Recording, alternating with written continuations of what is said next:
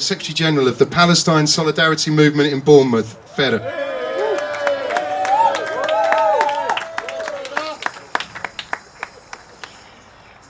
Hello everyone. I wish I could say it's a good morning, but good mornings do not exist anymore. They had been like a struggle for Palestinians to identify good mornings for a while, but today is definitely the 8th of October, so it's bringing an anniversary of a second or another episode of genocide. And I wouldn't say it's the second anniversary of the genocide, because it is genocide season 2025. Genocide didn't start on the 8th of October 2023. It started in 1948. This is just another season, another episode, because there had been systematic genocide and a big plan to vanish the Palestinians. And it had been said, it's not a secret, Netanyahu and his cabin and his thugs, I wouldn't say an army, I would say it's an army of thugs, because no army behaves how IDF or IOF behave. So let's agree this is not the second anniversary of the genocide, this is the second episode or season 2023 of the genocide. We're standing here again for the second time outside this factory. It's a weapon factory, and definitely they don't produce weapons to protect. So let's get this clear, because protection is legit, but what they produce is actually parts and weapons to kill innocent people outside UK, bringing injustice. And injustice anywhere is injustice everywhere. Because if we accept any injustice anywhere, that means we are complicit. So this factory is complicit with genocide. They're enabling the genocide. They are feeding the armed machine, the army of thugs of IOF. And I think I don't know if they are here today, I don't know if they are in today, and I just want to tell them, we're not here to break the windows or the doors, so don't worry. We're peaceful people. We are here to break the silence.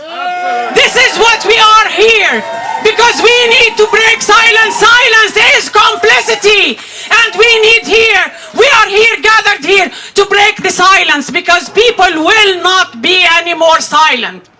So we're here to break the silence and raise the voices of Palestinians, because in our thousands, in our millions, we are all Palestinians.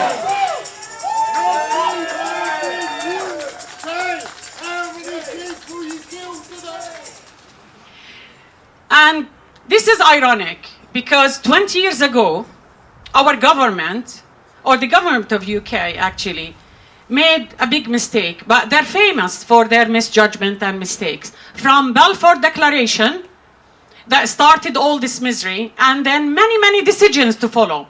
But 20 years back, Tony Blair went to Iraq to look for the weapon of massive destruction. So he went all the way to Iraq, maybe 10 hours flight, took a whole country to war, killed 1 million people, looking for the mass destruction weapon. I just want to tell Tony Blair, he just needed to come here, to Lockheed Martin, because these are the weapons here. The weapons he was looking for, they're actually here, in Havant. So he didn't have to go and kill 1 million people. He could have just drove for 2 hours and come here. And it's not hidden as well. It's not like they're hiding it. They're licensed to kill. They're licensed. The government here licensed these people, give them all permission to produce, to export, and to facilitate their work under a big flag of profitability. So it's money against people, and the government here chose the money not to give to people. The money coming from here doesn't go to NHS, doesn't go to schools, doesn't go to homeless, because we see our NHS and our schools are not doing well and we see more homeless people. It goes to certain people's pockets. And Tony Blair didn't get enough of that. He put his eye on Gaza, and we saw the disgraceful announcement and attempts he did last week. He was chosen, after killing 1 million people, to go and bring peace to Gaza. What do they take us for? Seriously, it is ridiculous. Lock him up and throw the key. We don't want to know where he is. Lock up Blair! Lock up Blair! Lock up Blair! Lock up Blair! So we're here today to tell people and to tell this government that after the recognition of Palestine, which is long waited for decision, because Palestine had always been Palestine. We have a famous poet called Mahmoud Darwish. He said, this land used to be called Palestine, and it is now called Palestine. And in the future, it's gonna be called Palestine. كانت تسمى فلسطين وأصبحت تسمى فلسطين وستسمى فلسطين. It is Palestine. It had been always recognized. And now they need to action this recognition, actually. And with the recognition, we need boycotts, we need sanctions, we need arm embargoes, and we need the government to start acting as human and stop this genocide. Thank you, everyone who came today, and we will all be standing until we free Palestine. Free, free! Palestine! Free, free! Palestine! From the river to the sea! Palestine will be free! Thank you very much. One thing, Giovanna. So Giovanna has been arrested twice on the Defend Our Juries, Lift the Ban campaign. Solidarity to Giovanna. I'll hand over. Thank you very much. Actually, Rod over there has also been arrested twice with the Defend Our Juries campaign. And we are both very, very proud of what we've done. And our message to Keir Starmer, Shabana Shamood, and however you say it, is we are not the terrorists. We are not the terrorists. When you arrest us under the Terrorism Act, you are doing something completely and utterly immoral. You need to arrest all of those MPs that are taking money from Israel. We are very, very moved by that group. Are we allowed to say the name? who were proscribed. They went into arms factories and they disabled them. They went on the roofs, they made holes in the roofs, they damaged the equipment inside, and they interrupted the arms supply for days and sometimes weeks. They are the bloody heroes, I tell you now. And we have got, and they were completely non-violent. They never ever hurt a soul, and they were completely non-violent, direct action, and they were accountable. Whenever they damaged an arms factory, they stood, and they were accountable, and they got arrested. And we have enough laws to deal with them for criminal damage and anything else you want to do. They should never have been declared terrorists. And I'm proud to be part of the Lift the Ban campaign. And it was absolutely fantastic to be in Parliament Square and to be in Trafalgar Square with hundreds and thousands of other people. As you know, old people, disabled people, young people, brown people, white people, the whole bloody spectrum. And we were there calling out this government. And I do also have to say, the police here, this is a complete abuse of our police force. These policemen, the policemen are being constantly abused by politicians who are raking it in from the Israeli government and America. So anyway, if you don't do anything else, I better not. Anyway, proud to speak. Bye-bye now. Fantastic. Thank you. Rob is a Jewish activist for Palestine. He's secretary of the Dorset Palestine Solidarity Campaign. Welcome, Rob. Thank you. We've had 2 years of horror in Palestine. 2 years of patients being burnt alive in their tents. 2 years of doctors and journalists being targeted and assassinated. And their families targeted and bombed with missiles. 2 years of starvation and blockade. 2 years of children watching their families being wiped out and having no one left. And here we stand at one of the centres that sends the weapon supplies responsible for that horror. And then they say that our marches, our protests, our demonstrations are divisive, that they need to be constrained, that they need to be curtailed in order to protect the Jewish community. Apparently, students protesting on their campuses across Britain yesterday, according to Keir Starmer, were un-British.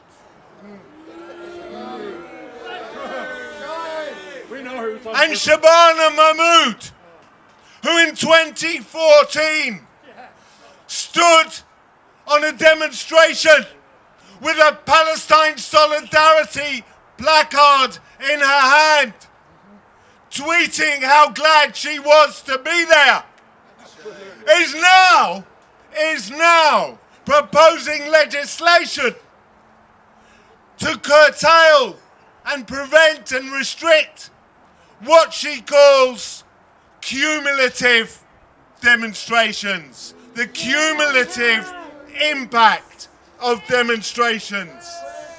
Well, I'll tell you something, Shabana.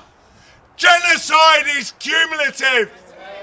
War crimes are cumulative. Your participation in that genocide and that of your government is cumulative. When Isaac Herzog, the president of Israel, signed the missiles that was going to be sent to Gaza, he was openly declaring the nature of the regime that he heads, a genocidal regime. Well, I'll say this to Keir Starmer, to Shabana Mahmood, to David Lammy. Your names are on every missile fired from an F-35. Your names are on every bullet, on every drone. And the time will come when not only history will judge you, we will bloody judge you. And we will not be bought for the price of a ministerial car. I was very disappointed to see those protests go ahead last night. I think that behaviour is fundamentally un-British. Our priority is making sure that our citizens here at home are safe and can go about their business. The passion that is here this afternoon and the passion with which people have been marching and campaigning over the past few weeks has been utterly incredible to see. But just as powerful as our passion and the feelings that we have for our brothers and sisters in Gaza and in Palestine is the practical action that we can all take as British citizens to make our government and governments around the world sit up. We will not be intimidated. We will not be silenced, and we will not be stopped. It is not us who is responsible for division. When you say that we cannot march within 15 or 20 minutes of a synagogue, it is you who are dividing our communities. It is you who are fueling racism, Islamophobia and anti-Semitism. Look at who Israel invited 2 days ago. The leading fascist in Britain, Tommy Robinson. I absolutely 1000% stand with the people in Israel. You are fueling the forces of racism, Islamophobia, anti-Semitism and fascism. And you know what I hate? It's that in order partly to defend Palestine and defend the movement, I somehow have to make it about the Jewish community or about me. Well, I'll tell you what, in one sense, it is about me, insofar as my freedom from the threat of racism, my freedom to live in a world of peace, depends on the freedom of Palestine. It depends on the freedom of Palestine. And that is true of us all. Right across the world, states are trying to repress our movement. Quite rightly, an earlier speaker spoke about Italy. Germany is another example. Hard to find an example where a movement for Palestine has been so vilified, so repressed, so subject to police action. And yet, a week or so ago, 100,000 marched in Germany for Palestine. Our freedom depends on building a movement at the heart of which includes a free Palestine. And we will oppose all those trying to suppress us, whether it's the government, whether it's the state, whether it's the far right, whoever it be. And I'll finish with this. A glorious sight today, an empty bloody car park. But I tell you what I want to see empty. I want to see the containers that ship the arms empty. I want to see the ships that supply the F-35s empty. I want to see the flights that go from the RAF bases in Britain to the Neverteam Air Base, to the air base in the Neverteam Desert, where the F-35s take off, the killer genocide squadrons take off to bomb Gaza. I want to see those aircraft taking off from here, grounded and empty. So let's all be there on Saturday if we can, on the 11th of October. I know we're here today, but 2 years into genocide horror, that demonstration is going to be an incredibly important marker to send a signal to the government and also to all the movements across Europe that we will not be silenced. We will not stop. We will continue to fight until Palestine is free from the river to the sea. Free, free! Palestine! Free, free! Palestine! Free, free! Palestine! From the river to the sea. Palestine will be free! Thank you so much, Rob. I'm very happy to introduce now our next speaker is Anna Lilly. Anna is an anti-racist activist and a volunteer with